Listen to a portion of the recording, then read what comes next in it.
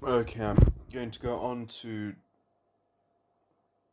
embellish uh, or elaborate on some details that I guess some of them will be slightly embellished. This is still slightly speculative, but this is um, I've been dealing with these things for a long time. It's somewhat hard to condense them all into the same framework because I mean now is kind of the time of integration, and so sort of actually fitting all these things together does require perhaps some dry run throughs of um, and then refinement. So this is going to be kind of an iteration towards some refinement. So it bears going over the reason. I've spoken about it obtusely. That the primary counter offer is both the emotional tone that represents the unconscious side of the mind, and also sort of behind it is also the superego. But how the superego is behind the unconscious sides of the mind, the unconscious side of the mind's sort of predicate image of itself, or its foundational sort of template or starting point, to that kind of seals its envelope of its sphere of operation, which it uses this self image, this totem, to demarcate its particular realm of character and operation.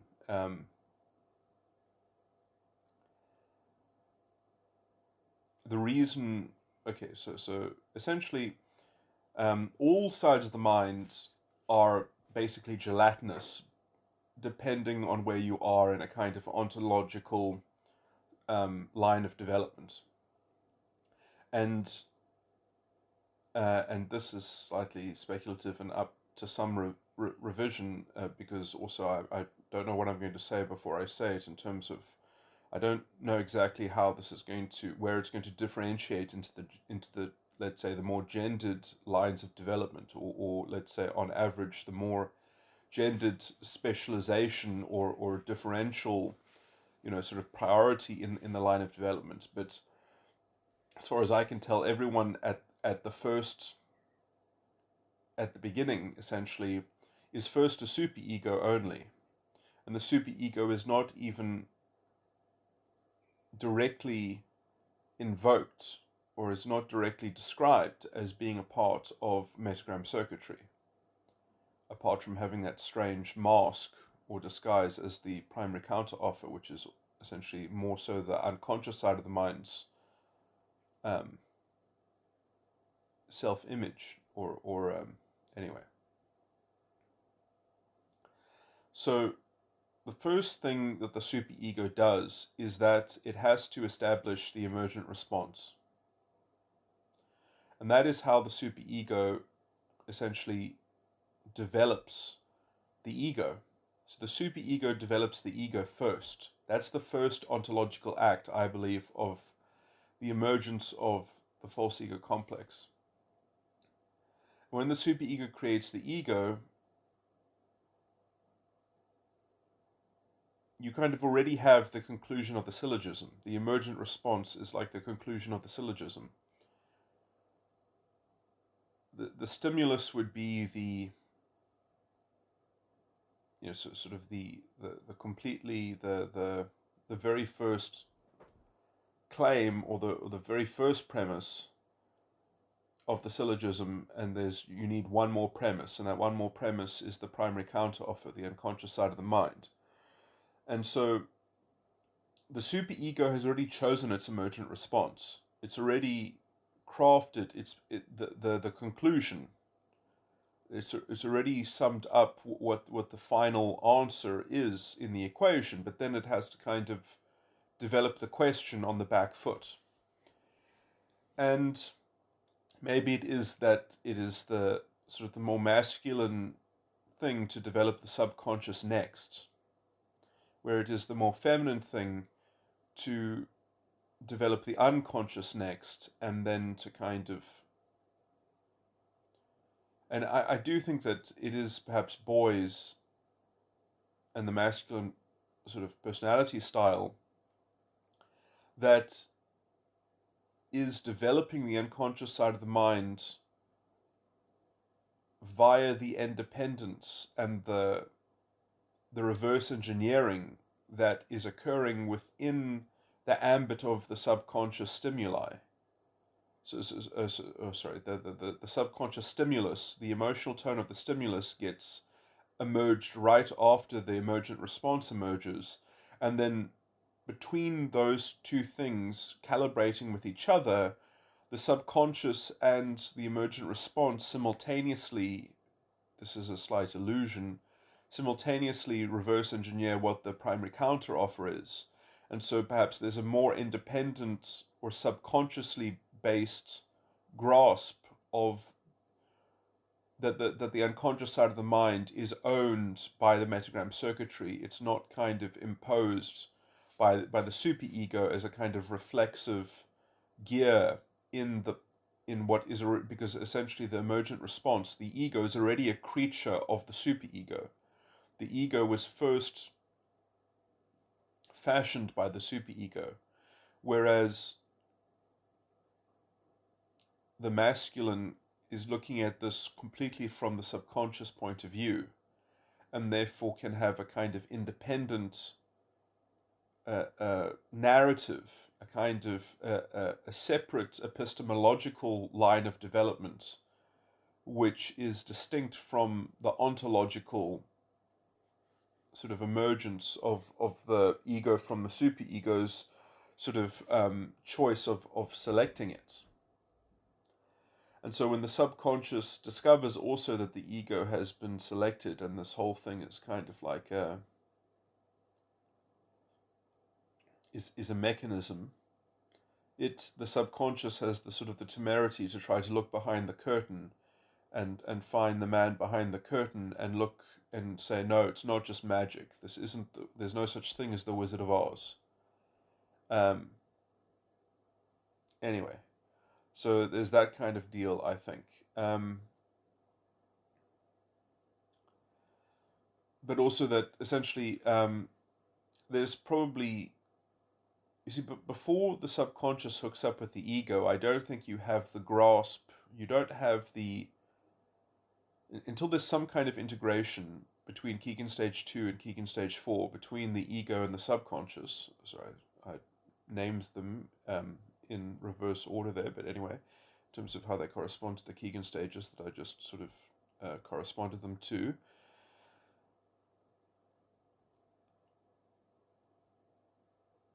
That that until that link occurs, before that connection is made, and there's some kind of imprint of the ego within the subconscious, and perhaps vice versa,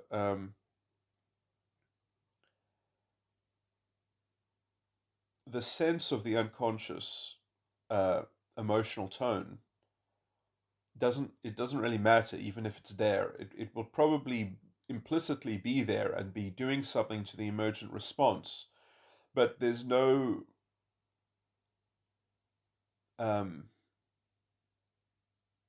there's no magnetic field for it to matter, for its motion to be recorded, or for its motion to be felt, as it were, because that requires a medium that has a texture that can that it can be monitored in, that you need a wave pool in order to see the pattern, as it were, of the interaction. Okay, so the surface of the wave pool being the integration, some kind of integration between the ego and the subconscious.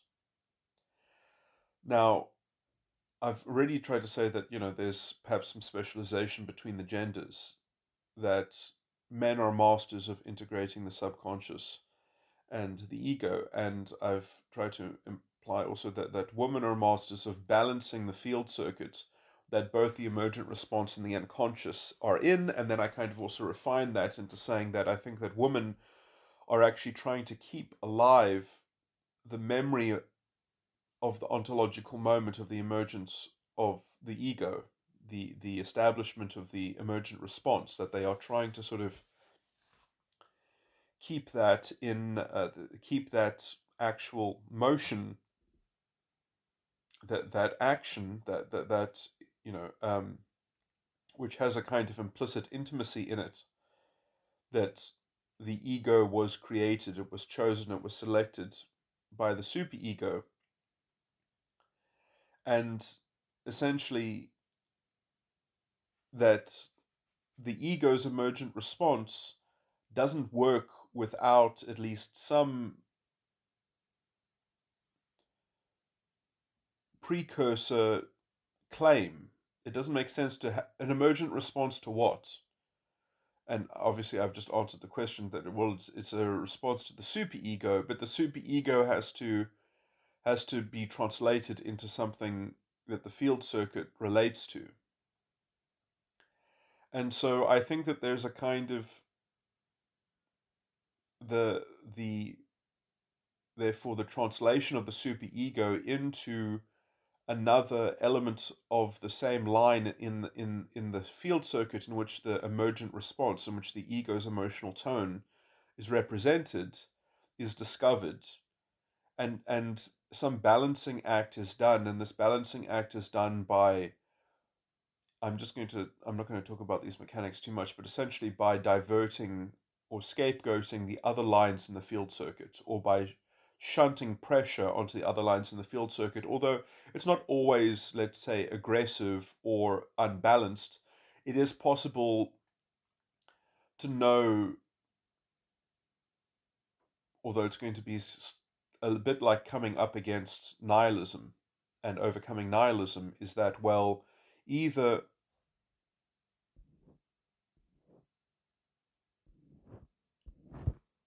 either either the other emotional tones that make up the same field circuits are, you have to kind of pit them in a kind of some kind of sustainable drama that can somewhat sort of recycle its own grievance, so you have to kind of create a perennial schism between the other elements of the field circuit so as to absorb whatever dissonance you have, because essentially the primary counteroffer and the emergent response are both themselves um, at odds with one another. And so you either have to kind of you have to divert that pressure outward.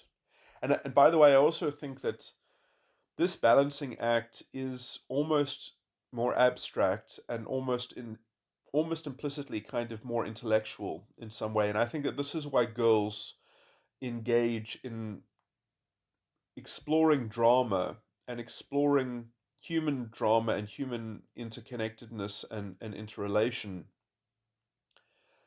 It's all, modeling indoor scenes, as Vance Picard put it in his, masterpiece of correlated differences between the sexes, in his book, The Sexual Wilderness. And, he denotes that girls play indoor scenes and boys, sort of toy and play with outdoor scenes, with how things work, but also with trucks and trains, and girls are playing with models of indoor human relations. But I would say that there's there's almost a more philosophical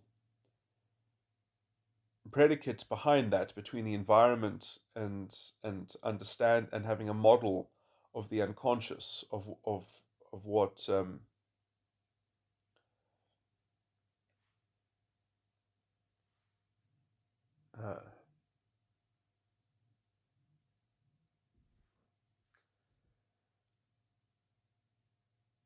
so I'm trying to think of which P it is. I think I've so that the subconscious is perspectival, the ego is propositional, the unconscious is participatory. Yeah, that's what I used to say, and that the superego is procedural. But anyway, just correlating them to John Vervaeke's 4Ps. But okay, but which is slightly more descriptive than what the labels that I came up with myself, which were just kind of like a first run, was that the subconscious is your sense of what you be. The ego is the sense of what you have, and you mostly sort of have judgment propositions, and the subconscious, sorry, I said that already, is what you be. The unconscious is what you do, and the superego is what you are doing, kind of doing in the world, as a kind of objective noun, like what your identity is doing. So the subconscious is sort of the dictator, or the source of casting the ego, the proposition, into an identity, and sort of the combination of the superego and the ego leads to the subconscious of your perspective of what you be. So and then the combination of the superego and the subconscious of what you are doing and what you be is the unconscious, is what you actually do in your subjective participatory sort of, I mean, but there's the unconscious is very strange, because it's a weird it's a weird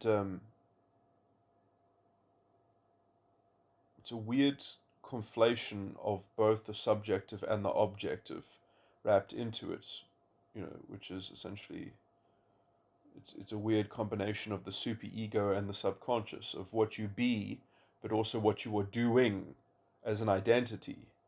And somehow the unconscious has to kind of bring both of those things together. And so it is, and there's an ebb and a flow in every field circuit. And to properly master the field circuit, you have to realize that your own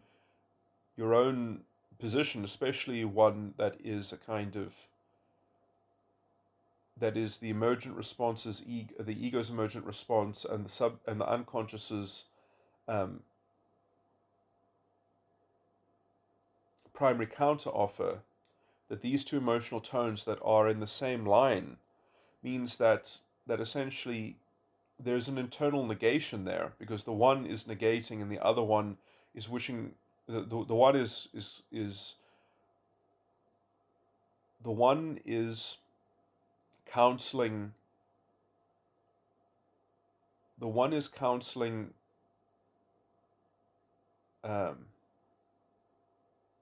entrenchment and bunkering down and holding on to charge, and the positive charge is counseling circularity within the field circuit. It's producing a charge that is ready to be donated into the next pair of emotional tones, for energy to overflow into another emotional tone, which then can potentially overflow into another emotional tone, and then get back.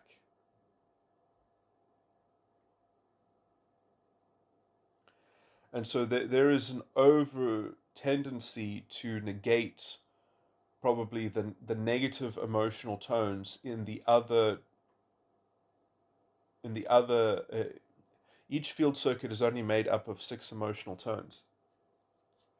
And essentially, at least in as much as that you only care about your emergent response and your primary counter offer, which are on the same line, you're probably going to tend towards the other emotional tones. Being positive, so that the energy comes back to being decided by the primary counter offer and the emergent response in some way. But the problem is that there's an internal conflict there. You're internally at odds with that. So you have to kind of, as you go through the other emotional tones, you have to kind of debunk them. You have to show how they are essentially not fit for purpose, or that they are defective in some way. And so how your section of the field circuit is kind of relativistically framing the other sections of the field circuit, this is a balancing act that requires a kind of temperance and a kind of education, perhaps. And you can understand why it's harder for girls to have,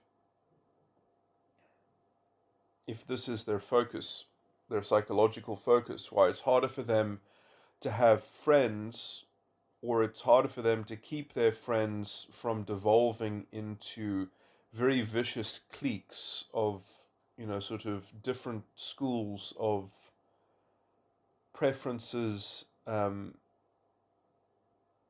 are somewhat divisions and kind of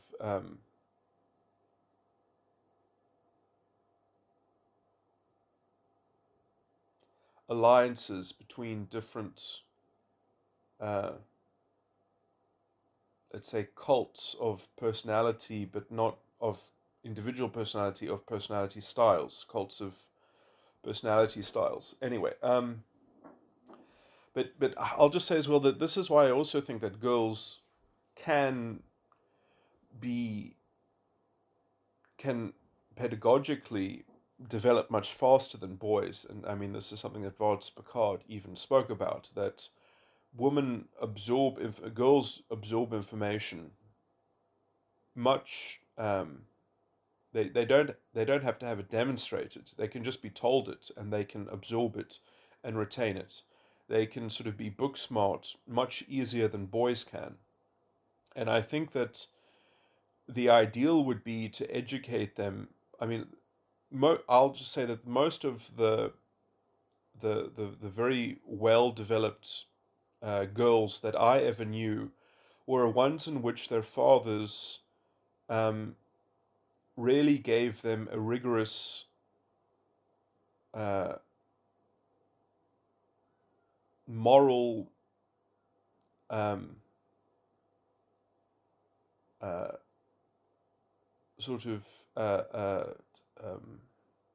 instruction, but not but so sort of, I mean, I'll give you some examples where um, from a very young age, someone's girl child was encouraged to read John Locke, essentially, and then sort of be invigilated on, kind of moral philosophy. And I do think that that kind of moral education is especially needed, like not a dogmatic education, a didactic um, dialogue of actually, sort of balancing these things and understanding these things. But also, I mean, obviously that isn't necessary. You can also just have um, the kind of the dialogue of as it were, sort of testing the metal.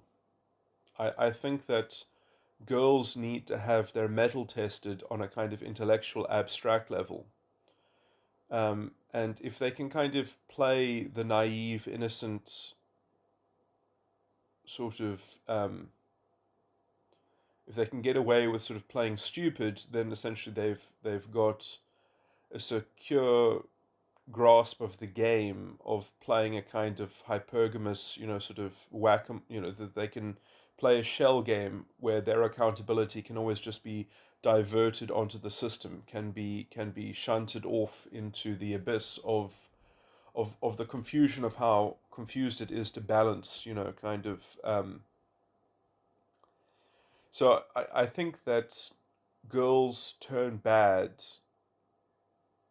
because of the kind of if I can, this is a bit of a poetical metaphor, but because of sort of the feeling emotion, the sort of the flailing emotional smut porn that we have, of that has essentially no integrity and no threads that connect to any kind of integrity. Where we have let's say, vacuous role models, as it were. Um,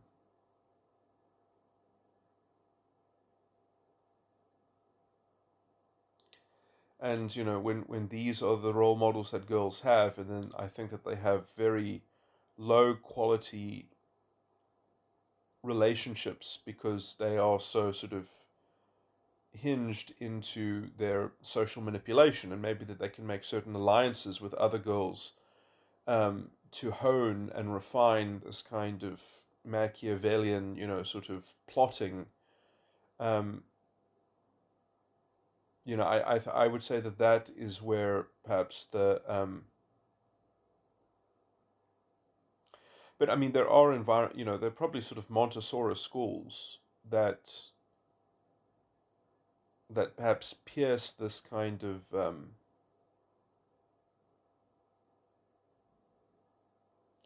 you need a certain level of pedagogical or educational um, uh, unattentiveness, I think. Um, and sadly, this is also what happens when you have um,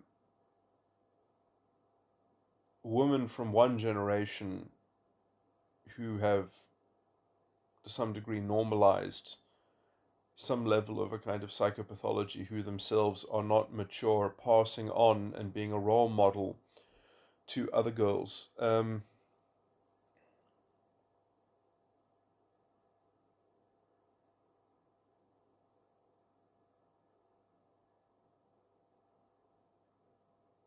Or at least sort of facilitating the kind of mediocrity. And I do think that girls need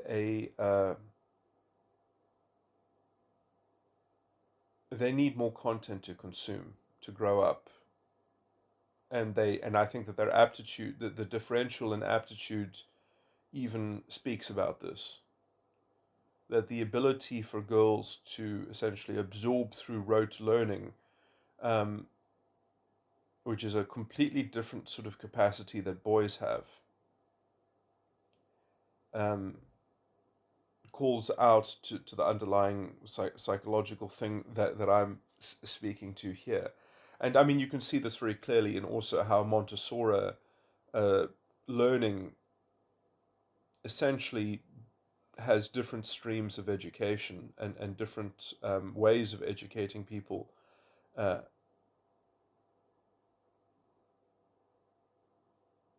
and has a kind of variability within it, which is very often um, falls out on the gender, on differentiating between the gender of the learner or the student. So anyway, I'm just gonna say that. So let me get back to what I was saying. So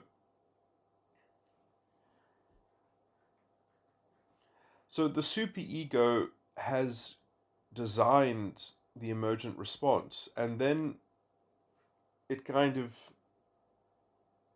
uh, is forced to disguise itself and associate itself with the unconscious emotional tone, um, with the primary counteroffer. And let's say and the reason why I associate the superego with the unconscious primary counteroffer is because I think that the superego,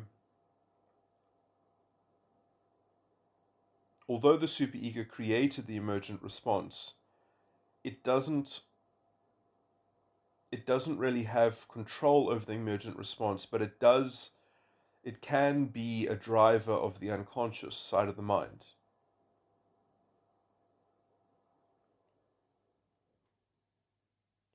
So it can be, so when you're dealing with a primary counteroffer, maybe you're dealing with what the unconscious side of the mind is showing you, or in terms of how it happened, or maybe it's actually the superego is using the primary counteroffer as a foil to do something to the emergent response, or to kind of cajole it. And which I think is also something that women instead of balancing the field circuit, can instead just have the emergent response that is being constantly emerged from the superego, constantly being directed by the superego. And so then there's no need for the primary counter offer. So that has to kind of be created into a kind of you have to kind of make an external psychic organ of it. You have to outsource it into a kind of objective narrative and project it onto the environment and make this a kind of unilateral solipsistic field circuit that only operates according to how they see it, how they monitor it, and according to them, according to their relativistic subjective framework.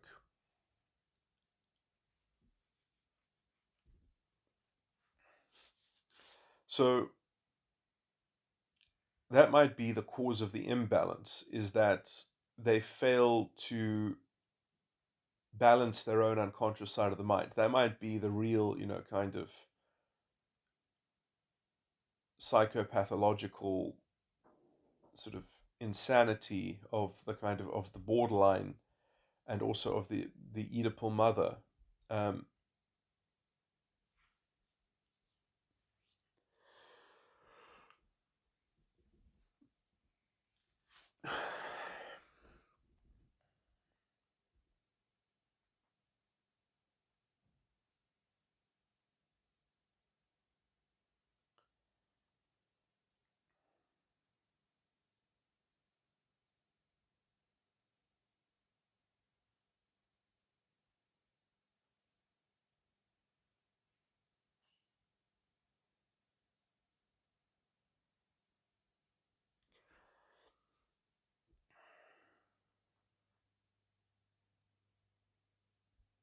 and if I'm true, if I'm correct about this point, then it would seem that there would be some personality styles that might be immune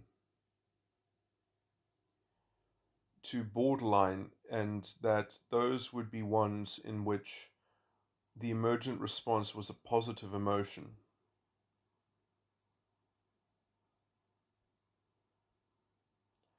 and that it's only sort of the ones that have a negative emotion as an emergent response, as the hunkering down, the stagnant emotion, the one that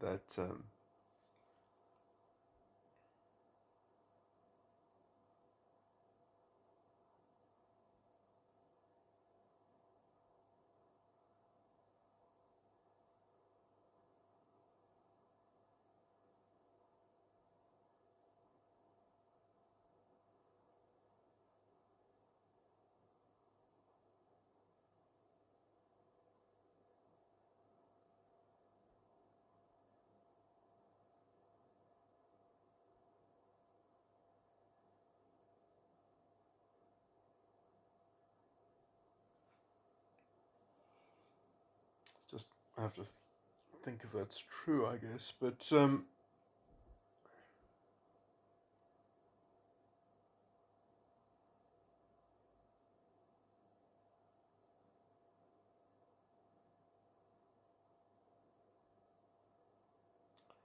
maybe it's not true. It's just that if it is the reverse,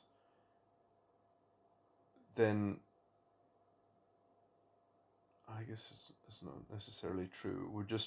It might be the difference between a borderline that is more vitriolic and sort of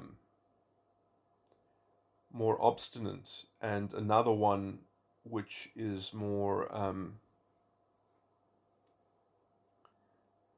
sort of propitiative. Uh,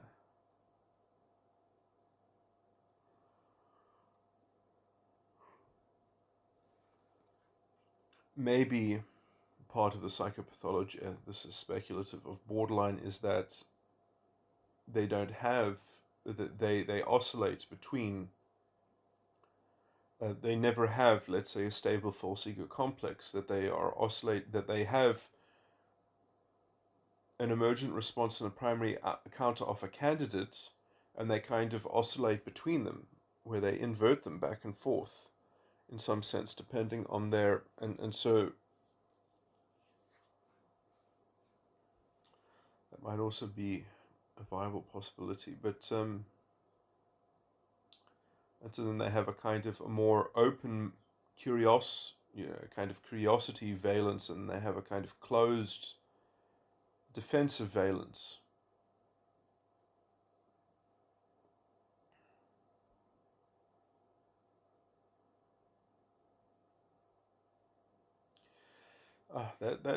That misidentification, as it were, or that ability to sort of swap those identities, might also be the thing that is barring narcissists from having an integrated subconscious and an ego, because the target that to them is sort of being switched around by an imprint in their subconscious, or that their stimulus, that their subconscious emotional tone is connected to a kind of, to an Oedipal mother structure, which has to be fueled by other people, because if it was properly machined by themselves internally, they wouldn't have a rationale for its for changing the switch around, if there is this kind of oscillating misidentification between the emergent response and the primary counteroffer. Anyway, I mean, this is also theoretical. It's okay.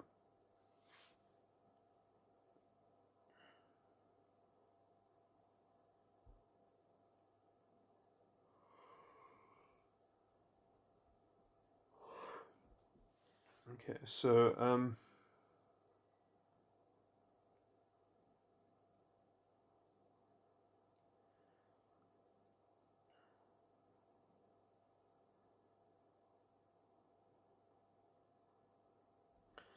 and so sort of the biggest problem has been is that how do these four sides of the mind sort of get integrated simultaneously? Well, at the same time, they are involved in a kind of mechanical confluence of tumult and drama, but also external environmental impact, because, you know, if you're not able to sort of independently contend your own internal structure of these things, and then have a separate iteration of this, which is you and other people combined within particular settings, within particular contexts.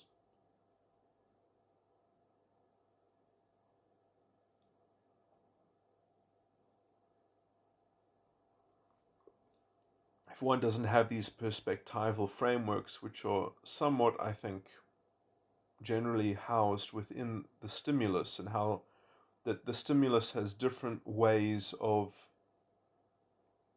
different styles of animating this model, this structure of metagram circuitry, and in as much as that one can switch from one framework to the other, switch from one iteration to another, you have, therefore, I would say, a Keegan stage 2 that is capable of sufficient sophistication to also sort of iteratively evaluate itself, um, and grow and develop,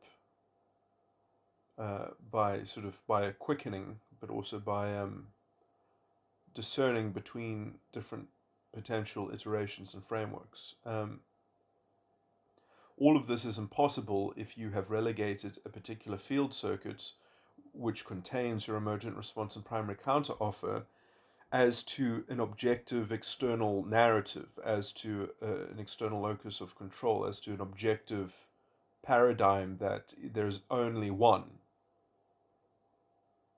So all this philosophy that I say about internal and external locus of control, I think that those all pretty much pertain to the subconscious, but it's not. But that's not a sufficient condition.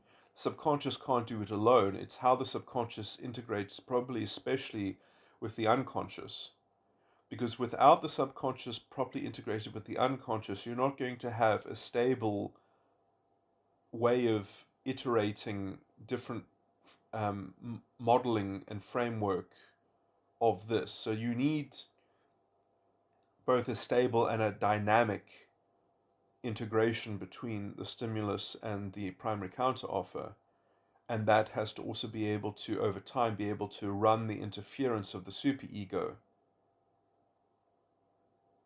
while you're integrating the ego first, and then only after integrating the ego and the superego can you do the last step in the chain and integrate the subconscious properly with the superego, which is probably the most sort of fraught thing to do. And I think that you kind of have to do it probably in something of that order, or in something within that priority list, maybe not in that order, but sort of ranking that as a kind of priority of in terms of the priority of the fidelity of the integration.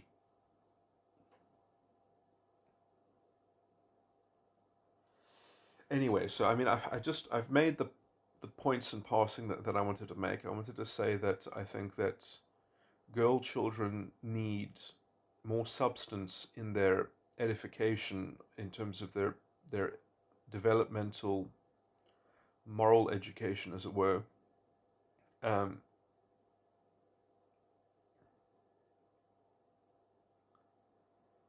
uh,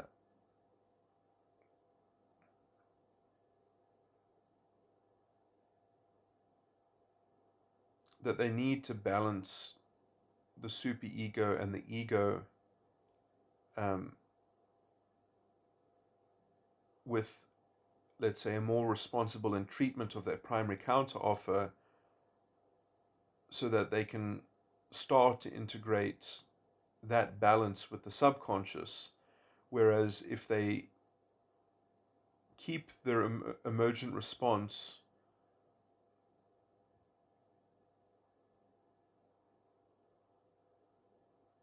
sort of bolstered by the superego, and they don't develop a model of the, you see, this is the problem, is that if you have to try to have a balance between the unconscious and the ego, you need to have a model of the unconscious. You have to know your environment. You have to know what's going on around you, and you need the complexity of what's going around you to be deep enough to sort of to not fall into sort of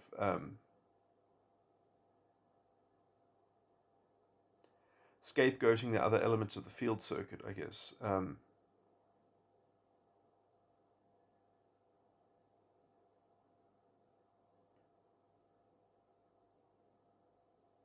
And this can only be a kind of knowledge awareness at this point, because it's not going to be anchored in any kind of independent epistemology. This is just going to be a kind of knowledge.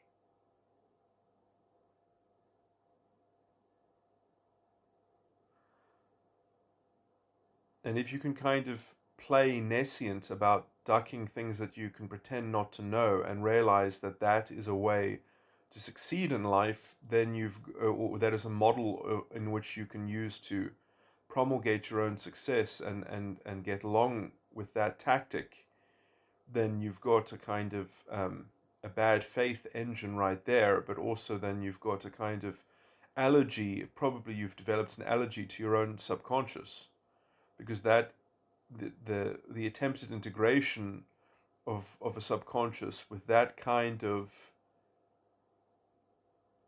sort of unconscious side of the mind that is already impregnated with a kind of cognitive dissonance of playing nescience and bad faith games.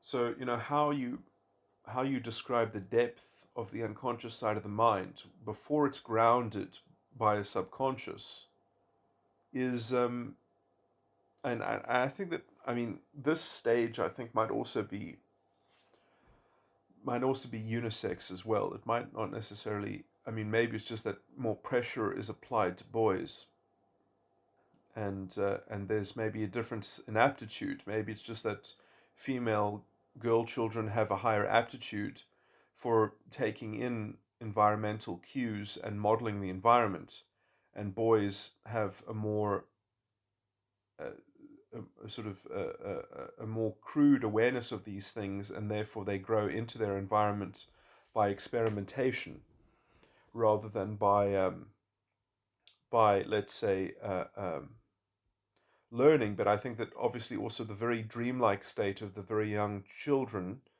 of all young children, might be something like the kind of like a dreamlike meditation on the possibilities between the unconscious and the ego, between the emergent response and the primary counter offer, in a kind of dreamlike soup of that field, of the field circuit that houses both of those things. And the people whose super egos have actually generated an alternative emergent response, the very few personality styles that have two circuits in them, that have two emergent responses, these are people who also have the added benefit of corresponding two field circuits simultaneously to one another. And in that, you have a kind of proto-subconscious integration. You have in the same way that you need to be able to integrate over long pathways, perhaps, or holistically integrate, the stimulus that's on in some other field circuit and the field circuit that houses the primary counter offer and their emergent response, that might already be in a proto form, be mastered by some people who happen to have a super ego that didn't develop just a solitary emergent response, but created two emergent responses. But I still believe that there is only one primary counter offer. I believe that the super ego, in terms of how it sort of creates itself as a puppet, within its own puppet setup and creation, the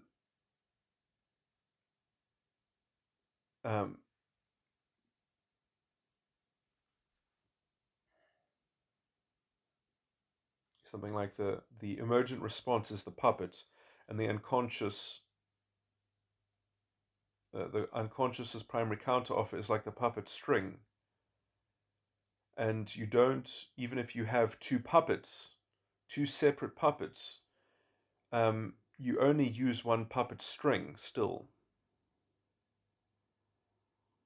so that they're in the same scene, they're in the same play, they're in the same realm. And so they both have to be maneuvered by the same puppet string. But yeah, that is a much more sophisticated form of integration, because that means that already you're not integrating just a single field circuit, you're integrating a holistic thing. And that might also be what is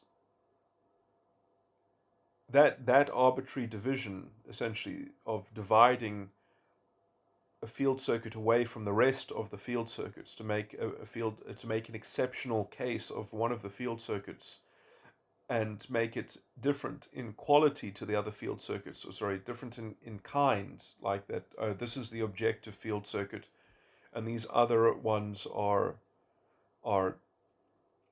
malleable, but this one is one that is my solipsistic personal sort of thing. So that might also be the mechanism that is also contributing towards the psychopathology of borderlines, is this kind of ad hoc differential in treatment between one field circuit against the others.